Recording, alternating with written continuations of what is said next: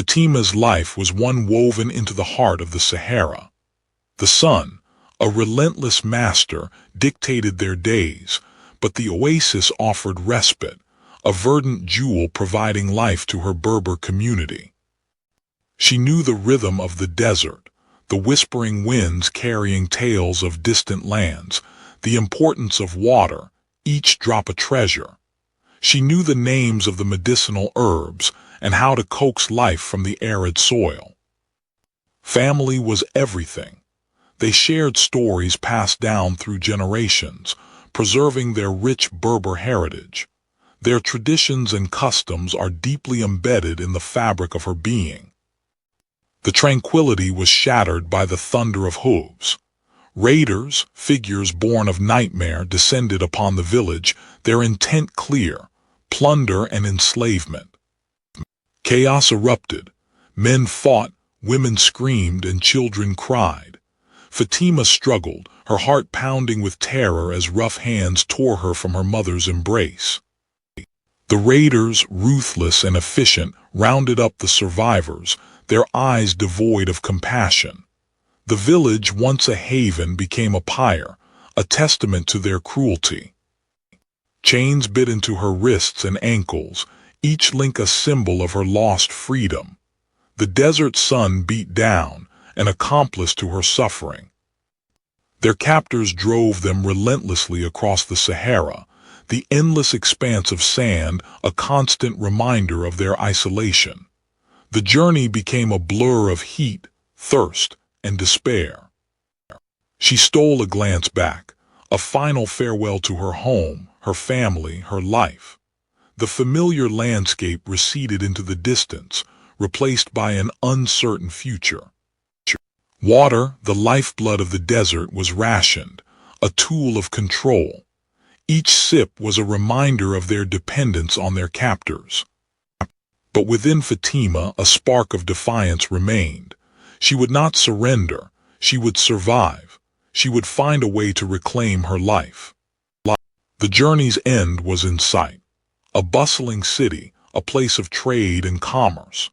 But for Fatima and her fellow captives, it was a place of dread, the gateway to a new and terrifying existence. Genoa, a city sculpted from stone and ambition, pulsed with the rhythm of maritime trade. Enrico, a merchant with salt spray in his veins and profit in his heart, found himself at the epicenter of this frenetic energy. The lifeblood of Genoa flowed through its trade routes, arteries that stretched across the Mediterranean. Enrico meticulously tracked shipments of wool from England, spices from the East, and silks from afar, each transaction a calculated risk. The Genoese merchant class thrived on shrewd negotiation. Enrico possessed a sharp mind and an even sharper tongue, qualities honed in the cutthroat arena of the marketplace. One day, amidst the usual cargo of textiles and spices, Enrico witnessed something different: a shipment of human beings.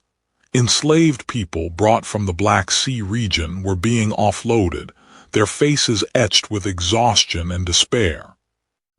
A fellow merchant, seasoned in the ways of the world, casually mentioned the growing demand for enslaved labor in the burgeoning sugar plantations of Cyprus and Sicily. The profit margins, he hinted, were substantial. Intrigued, Enrico discreetly sought information from a broker known for his involvement in less than savory dealings. The man outlined the process: sourcing enslaved individuals from the eastern Mediterranean, transporting them under harsh conditions, and selling them to plantation owners. Enrico spent nights poring over maps, charting potential routes for his ships. He considered the risks: pirates, storms, and the ever-present threat of rival merchants, but the allure of substantial profit outweighed his concerns. He invested in a new ship, larger and faster than his previous vessels, specifically designed to carry a larger cargo. He justified the expense by calculating the increased profits he anticipated from the slave trade. Enrico entered into a formal agreement with a slave trader, solidifying his entry into the grim business. The contract, penned in meticulous detail, outlined the terms of their partnership and the division of profits. As his ship prepared to set sail, laden with supplies for its human cargo, Enrico felt a surge of anticipation. He was on the verge of a new chapter in his career, one that promised untold wealth and power. With a final glance at the receding skyline of Genoa, Enrico set his sights on the horizon. His ambition had set him on a course that would forever alter not only his own destiny, but also the lives of countless others. He knew that the journey ahead would be fraught with peril, but the potential rewards were too great to ignore. The die was cast. Enrico was now a player in the burgeoning slave trade, his fate inextricably linked to the chains he sought to profit from. The sun rose, painting the North African sky in hues of orange and rose. Brother Thomas began his day as he always did, in prayer. He sought solace and guidance in the face of growing unease within him. His prayers concluded, Brother Thomas ventured into the town. The marketplace throbbed with life, yet beneath the vibrant tapestry of commerce lay a darkness he could no longer ignore. A file of shackled figures shuffled past, their faces etched with despair. Their Berber and sub-Saharan African features were stark reminders of the raids and trade routes that brought them here. Among them, Fatima walked with a quiet dignity, her spirit unbroken despite the chains that bound her. The injustice was a brand on Brother Thomas's soul. Returning to the monastery, Brother Thomas sought refuge in the library. Scrolls and codices lined the walls, testaments to centuries of faith and learning. He sought answers in the scriptures, in the pronouncements of popes and councils. He found justifications for servitude, carefully worded arguments that spoke of souls saved through Christian masters, of a natural order to society. Yet the faces of the enslaved haunted him, their suffering a stark contradiction to the theological justifications. The words felt hollow, inadequate against the weight of human misery. He wrestled with his conscience through the night, torn between obedience to the church and the undeniable truth of what he witnessed. He prayed for guidance, for the strength to discern the right path. He sought counsel from his brothers within the Franciscan order, a brotherhood founded on poverty and service to the poor. Yet, even among them, opinions differed. Some saw slavery as an unfortunate necessity, a part of the world order. Brother Thomas continued his work among the poor, offering what solace he could. He visited the sick, shared what little food he had, and offered words of comfort to those who had lost hope. During his rounds he saw Fatima again. He risked a brief word, a shared drop of water. It was a small act of defiance, a silent promise that she was not forgotten. As another ship sailed away, carrying its human cargo, Brother Thomas knew he could no longer remain silent. He would speak out, no matter the cost. The seed of resistance had been sown. The desert sun beat down mercilessly, each grain of sand reflecting its fury. Fatima's bare feet were blistered and raw, the endless expanse of the Sahara offering no escape from the relentless heat. The caravan, a snake of misery and greed, crawled across the barren landscape. And exhaustion threatened to consume Fatima. Her body screamed in protest, each step a monumental effort. She stumbled, her knees buckling, and she collapsed onto the burning sand. The whip cracked nearby, a brutal reminder of the price of weakness. A rough hand yanked Fatima back to her feet. The slave trader's eyes were cold and indifferent, reflecting none of the human cost of his trade. He spat a curse at her in a language she didn't understand but whose meaning was clear. The caravan was a tapestry of stolen lives. Tuareg nomads, their proud faces now masked with despair, walked alongside sub-Saharan Africans, their bodies scarred by the journey. Each step was a testament to their resilience, a silent act of rebellion against their captors. Water was more precious than gold. Fatima shared her meager ration with a young child, her heart aching at the sight of his parched lips and sunken eyes. In the face of such suffering, humanity found a way to endure. As darkness fell, the slave traders gathered around the campfire, their voices a harsh counterpoint to the silence of the desert. They spoke of prices and profits, their words devoid of any empathy for the human cargo they carried. Under the starlit sky, Fatima found a sliver of solace. The celestial tapestry reminded her of her home, of the freedom she had lost. She vowed to survive, to reclaim her life, no matter the cost. The Erg, a sea of sand, tested the caravan's limits. The wind howled, burying everything in its path. Each step was a battle against the elements, a testament to the enduring power of the desert. Fatima's Berber heritage held the key to survival. She recognized the subtle signs, the whispers of the desert. She led a small group to a hidden spring, a lifeline in the face of death. It was a testament to her knowledge of the land and a beacon of hope in the darkness. The escape did not go unnoticed. The slave traders, their faces twisted with fury, scoured the desert for their missing property. The desert, once a refuge, now became a hunting ground. Fatima led her small band of escapees, their hearts pounding in their chests. The setting sun cast long, ominous shadows as they fled across the dunes, the relentless pursuit of the slave traders spurring them onward. Freedom was within reach, but the path was fraught with peril. The oasis shimmered on the horizon, a promise of life in the face of death. Fatima gazed towards it, her heart filled with a mixture of hope and trepidation. The journey ahead would be long and arduous, but the dream of freedom fueled their every step. The wagon lurched, each bump a fresh jolt of despair. Algiers. The name tasted like ash in Fatima's mouth. It was the end of one journey and the terrifying beginning of another. The market assaulted her senses. The stench of unwashed bodies, spices, and animals mingled in the air. Voices shouted in Arabic, a language Fatima barely understood. She was prodded and pulled, herded like livestock. The market was a grotesque display of humanity. Men, women, and children, stripped bare or dressed in rags, stood on platforms, their faces etched with resignation or defiance. Buyers, their eyes cold and assessing, circled like vultures.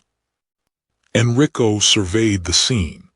Algiers was a vital hub for the Mediterranean slave trade, connecting the Saharan routes with the sea lanes. He was here not to buy, but to gauge the market, to understand the currents of supply and demand. She was hauled onto the platform. A man with greasy hands and a cruel smile poked and prodded her, checking her teeth like an animal. The humiliation was a physical blow. Brother Thomas moved through the market like a ghost. He could offer no coin, no freedom. Only his silent prayers, a desperate plea for divine mercy in a world seemingly devoid of it. The social hierarchy of Algiers was starkly visible in the market. Wealthy merchants, powerful officials, and even religious figures participated in the buying and selling of human beings, reinforcing the system of enslavement. Enrico overheard snippets of conversation. Some buyers sought skilled artisans, others strong laborers, still others young women for domestic service or worse. The commodification of human life was blatant, unapologetic. The bidding was swift, brutal. Fatima was sold to a woman with eyes like chips of flint. Her name was Aisha, and Fatima knew with a chilling certainty that her life was about to become even more unbearable. Brother Thomas watched as Fatima disappeared into the maze of the city. He felt a profound sense of failure, a gnawing doubt about the efficacy of his prayers in the face of such overwhelming injustice. As darkness enveloped Algiers, Enrico stood by the harbor, the salty air whipping around him. The faces of the enslaved, their silent suffering, lingered in his mind. He pushed the discomfort aside. Profit was profit, and the world would not change because of his scruples. The market slept, but the chains remained. Algiers, a city built on trade and tainted by suffering, held its secrets close, waiting for the dawn and another day of buying and selling souls. The year is 1374. Genoa throbbed with mercantile energy. Enrico, ever the opportunist, saw new horizons beckoning beyond the familiar trade routes. The Canary Islands, recently claimed, whispered promises of untapped wealth, and Enrico intended to be among the first to seize it. Sugar, the word danced in Enrico's mind. The volcanic soil of the Canaries was perfect for its cultivation, but labor was scarce. The indigenous Guanches resisted fiercely, and European settlers were few. Enrico considered the possibilities, his ambition eclipsing any moral qualms. Brother Thomas continued his ministry in the port city, his heart heavy with the suffering he witnessed. He saw the caravans arriving from the south, laden with human cargo, and watched as ships prepared to sail west, their holds filled with the same misery. He knew where they were headed, the islands, the new frontier of exploitation. Enrico, after sailing to the North African coast, met with traders, his Italian accent sharp against the Arabic din. He bargained ruthlessly, his eyes devoid of empathy as he assessed the value of human lives in terms of profit margins. Fatima watched as the Genoese merchant's gaze swept over the assembled captives. His eyes, cold and calculating, saw not people but commodities. Fear coiled in her stomach, a venomous serpent tightening its grip. The San Giorgio set sail, its hold packed with human cargo. Enrico stood at the helm, the salt spray on his face a mask for the turmoil in his heart. He knew what he was doing was wrong, but the lure of wealth was a powerful current, pulling him further into the darkness. Brother Thomas prayed for the souls aboard those ships, for the victims and the perpetrators. He wrestled with his conscience, struggling to reconcile his faith with the blatant injustice he saw around him. The Canary Islands emerged from the mist, a volcanic paradise stained by the promise of exploitation. Enrico surveyed the nascent sugar plantations, his dreams of wealth taking root in the blood and sweat of enslaved laborers. The work was brutal. From dawn till dusk, Fatima and the others toiled in the sugar cane fields, their bodies scarred and their spirits crushed. The dream of escape seemed a distant, impossible fantasy. Enrico prospered. Sugar flowed from the islands, filling his coffers with wealth. He dined on delicacies and wore fine clothes, but the faces of the enslaved haunted his dreams. Brother Thomas could no longer remain silent. He spoke out against the merchants and the landowners, condemning their greed and their cruelty. His words were met with resistance, but he refused to be silenced. The seeds of a dark trade had been sown. The islands had become a testing ground, a prelude to the horrors that would soon engulf continents. Enrico, Brother Thomas, and Fatima were all caught in its web, their fates intertwined in a tragedy that would echo through the centuries. The days bled into weeks for Fatima, each sunrise bringing another cycle of servitude. She was a shadow in the grand house, her Berber spirit confined within the walls of a life not her own. The mistress of the house, a woman adorned in silk and jewels, demanded perfection, and Fatima's hands were never still. Amidst the drudgery, Fatima clung to fragments of her former life. She found solace in a small, neglected herb garden behind the kitchen, nurturing the plants as if they were her own children. The scent of mint and rosemary reminded her of home, of the free winds that once carried her laughter across the desert. Fatima discovered a network of shared suffering within the household. She found kinship with other enslaved people, women from distant lands, united by their plight. Small acts of kindness, a shared piece of bread, a whispered word of comfort, became acts of resistance in their own right. The mistress forbade singing, considering it unseemly for a slave. But Fatima would hum ancient Berber melodies under her breath, a quiet act of defiance that kept her spirit alive. The songs were a connection to her ancestors, a reminder that she was more than just a servant. Escape was a constant whisper in Fatima's mind. She began to study the house, mapping its corridors, observing the routines of the guards, searching for a weakness in the walls that held her captive. She bided her time, waiting for the opportune moment. Brother Thomas, his heart heavy with sorrow, continued to minister to the enslaved in Algiers. He offered what comfort he could, reminding them of their inherent dignity and the possibility of redemption. His words were a small light in the darkness, a testament to the enduring power of hope. Enrico's business in Algiers expanded beyond textiles and spices. He found himself increasingly involved in the trade of human beings, driven by the insatiable demand for labor on the burgeoning plantations in the Canary Islands. The faces of the enslaved became mere commodities in his ledger, their suffering a silent footnote to his rising profits. Fatima confided in the older sub-Saharan woman, whose name was Aisha. Aisha had seen many seasons of servitude and possessed a quiet strength that belied her age.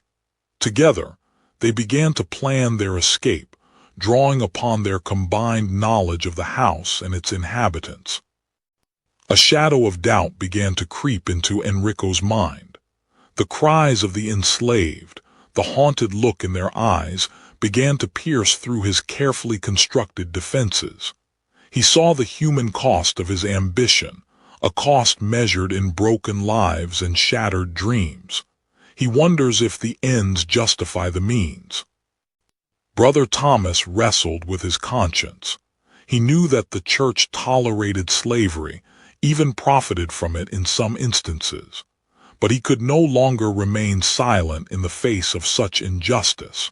He began to document the horrors he witnessed, preparing to challenge the prevailing attitudes, even if it meant risking his own position. The night of the escape arrived, cloaked in shadows and silence.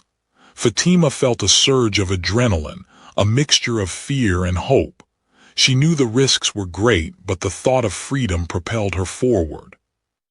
With Aisha by her side, Fatima slipped through the shadows, navigating the labyrinthine streets of Algiers. Every footstep was a gamble, every breath a prayer. Freedom was within reach, but the chains of the past still threatened to bind them. Brother Thomas found himself increasingly unable to reconcile the teachings of the church with the brutal reality of slavery he witnessed daily. The words of Scripture, once a source of comfort, now seemed to mock his helplessness. How could a God of love allow such suffering? He watched as men, women, and children, stripped of their dignity, were paraded through the marketplace like livestock. The indifference of the townsfolk, the casual cruelty of the slave traders, filled him with a profound sense of despair. Brother Thomas sought answers in the writings of the church fathers. He delved into Augustine, Aquinas, and others, searching for justifications or condemnations of slavery. The theological debates were complex and often contradictory, reflecting the ambiguous stance of the church at the time. He dared to broach the subject with the local bishop, a man more concerned with political alliances than the plight of the enslaved. The bishop dismissed his concerns, arguing that slavery was a necessary evil, sanctioned by tradition and contributing to the economic well-being of the region. The church benefited from revenue generated by this activity. Indirectly, the bishop reminded Thomas. Despite the bishop's admonishments, Brother Thomas could not ignore his conscience. He began to secretly aid the enslaved, offering what little comfort he could. A piece of bread, a cup of water, a whispered word of encouragement, small acts of defiance against the vast machinery of oppression. He found a hidden corner in the monastery garden where he could tend to the sick and wounded. He cleaned their wounds, offered them what little medical knowledge he possessed, and listened to their stories of suffering and loss. He began to document his observations and reflections in a journal, pouring out his doubts and fears, his hopes and dreams for a more just world. He knew his actions were dangerous, that he risked excommunication and imprisonment, but he could no longer remain silent. He started to hold secret prayer services for the enslaved, offering them spiritual solace and a sense of community. In the darkness of a hidden cave, they found a moment of respite from their suffering, a glimmer of hope in the face of despair. He offered small acts of kindness, a wooden carving of St. Francis to a young girl, a whispered word of comfort to a grieving mother. These small gestures, he hoped, would remind them of their humanity, of their inherent worth in the eyes of God. His actions did not go unnoticed.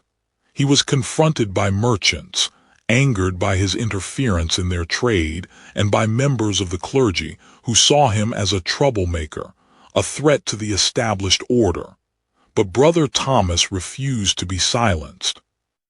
His defiance eventually caught the attention of the Inquisition. He was summoned to appear before a stern-faced inquisitor, accused of heresy and disobedience. His fate now hung in the balance. As he awaited his trial, Brother Thomas looked out at the sea, the vast expanse of water that connected continents and carried both goods and slaves. He knew that his struggle was just beginning, that the fight against injustice would be long and arduous, but he remained steadfast in his belief that one day the chains of slavery would be broken forever. The plan was hatched in stolen moments, whispered under the cover of darkness. Fatima, driven by a fierce desire for freedom, had found two others willing to risk everything. Aisha, a Hausa woman with knowledge of the desert routes, and Zara, a Nubian woman with surprising strength, were her only allies. Each small act of defiance was a victory. Stealing food, gathering information, memorizing the layout of the house, every detail was crucial. Fatima knew that their survival depended on meticulous planning and unwavering resolve. News from the Canary Islands occupied Enrico's thoughts. The demand for labor on the sugar plantations was insatiable, and the profits were substantial.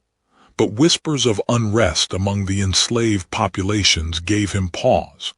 He was growing increasingly uneasy with the trade, yet the allure of wealth was a powerful siren. Brother Thomas continued his quiet acts of defiance, offering solace and aid to those who had been stripped of their humanity. He knew his actions were a mere drop in the ocean of suffering, but he refused to stand idly by while injustice prevailed. The night of the escape arrived, cloaked in darkness and fraught with peril. Fatima, Aisha, and Zara slipped through the shadows, their hearts pounding in their chests. The city walls loomed before them, a symbol of the freedom they so desperately craved. The escape was chaotic and desperate.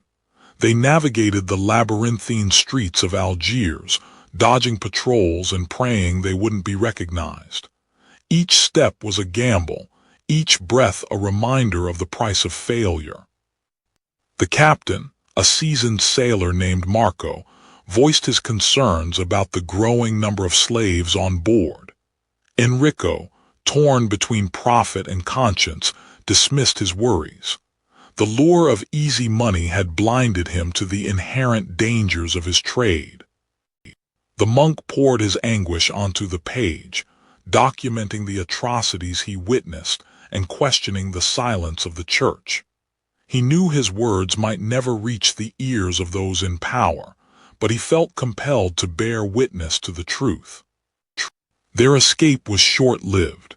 Betrayal lurked in the shadows, a bitter poison that shattered their hopes. Zara, driven by fear or perhaps the promise of reward, had revealed their plan to the master. Fatima's heart sank as she understood the depth of their predicament. Aisha had managed to escape, disappearing into the crowded marketplace before the guards could seize her. But Fatima's fate was sealed. The consequences of their failed escape would be severe. The storm mirrored the turmoil within Enrico's soul. He could no longer ignore the suffering he was perpetuating. The faces of the enslaved haunted his dreams, their silent pleas a constant reminder of his complicity. Brother Thomas prayed for Fatima, for Enrico, and for all those trapped in the web of slavery. He knew that the fight for justice was far from over, but he clung to the hope that one day the chains would be broken and freedom would prevail. Fatima ran. The escape had been chaotic, a desperate gamble. Her heart hammered against her ribs, each beat a frantic drum urging her onward. Freedom was a whisper, a tantalizing promise just beyond her grasp. Enrico faced the harsh reality of his choices. The risks he had taken, the corners he had cut, had come back to haunt him. He was embroiled in a web of debts and deceit, the human cost of his ambition now painfully clear. Brother Thomas continued to preach against the injustice of slavery, his words a beacon of hope in a world shrouded in darkness. He challenged the hypocrisy of those who profited from human suffering, risking his own safety to defend the defenseless. Algiers was a labyrinth of secrets and dangers. Fatima knew she couldn't stay hidden for long. She needed to find a way out, a path to a new life, a place where she could finally be free. Enrico made the decision to liquidate his assets that were involved in slavery. He knew the decision would take time and that the damage was already done, but he set sail with a renewed sense of purpose, seeking to atone for his past misdeeds, hoping that perhaps he could contribute to a more just world. Brother Thomas provided refuge for those who had managed to escape their chains, offering them solace and medical care. He was a symbol of resistance, a testament to the enduring power of human kindness in the face of unspeakable cruelty. Fatima found work in a tavern, keeping a low profile while gathering information. The whispers of sailors spoke of distant lands, of opportunities and dangers. She listened intently, searching for a glimmer of hope. Enrico sought to forge alliances with those who shared his vision of ethical trade, facing skepticism and resistance from those entrenched in the old ways. He worked to establish fair trade routes and to promote the dignity of all people. Brother Thomas documented the horrors he had witnessed, preserving the stories of the enslaved for posterity. He hoped that his words would serve as a warning, a reminder of the human cost of greed and indifference. Fatima boarded a ship bound for a distant shore, carrying with her the scars of the past and the hope for a brighter future. She knew the journey would be long and arduous, but she was ready to face whatever lay ahead. Enrico remained in Genoa, working to build a more just and equitable trading system. He knew that the fight against slavery was far from over, but he was determined to do his part to create a better world. The chains across the sea continued to bind humanity, a dark legacy that would stretch across centuries. The echoes of suffering and resistance would continue to reverberate, a constant reminder of the need for vigilance and compassion, a call for remembrance and a commitment to justice.